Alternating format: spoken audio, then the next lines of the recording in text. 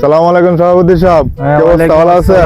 কি অবস্থা সভাপতি সাহেব, এই যে ঈদের নামাজটা আমরা পাইলাম না, জি। ইমাম সাহেব আগে তাড়াতাড়ি নামাজটা পড়ালে রেডি কইলে বলেন তো।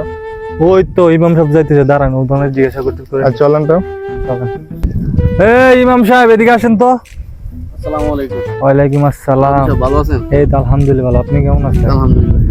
এই আপনি তো ঈদের নামাজটা আর 5 মিনিট পরে পড়াই দিন পারছেন নাকি? কেন সভাপতি সাহেব? আমরা 5টা মিনিট এর জন্য ঈদের নামাজটা পাইনি।